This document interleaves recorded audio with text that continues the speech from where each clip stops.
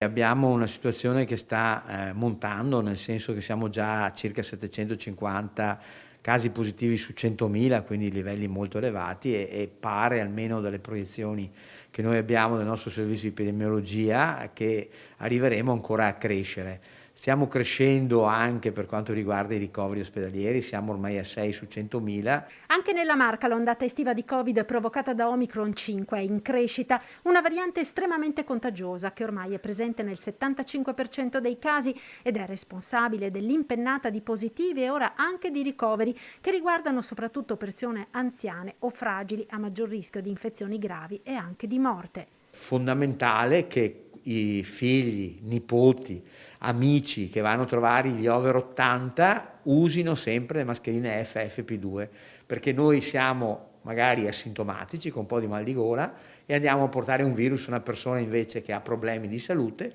e rischiamo che questa persona poi possa anche ammalarsi, entrare dentro in ospedale e andare in terapia intensiva. Oggi abbiamo 2 persone in terapia intensiva over 90 e che hanno avuto proprio questo tipo di trasmissione, portata da fuori, gente che non aveva la mascherina e oggi sono in terapia intensiva. Reduce dall'infezione anche il direttore generale dell'ULSS 2 della Marca Trevigiana, ora alle prese con i sintomi del long Covid, forte mal di testa, stanchezza, difficoltà di concentrazione. Mi hanno spiegato i nostri specialisti che è un long Covid, che spesso tanti hanno, e una cefalea che facilmente mi porterò avanti per un periodo di tempo legata proprio al virus.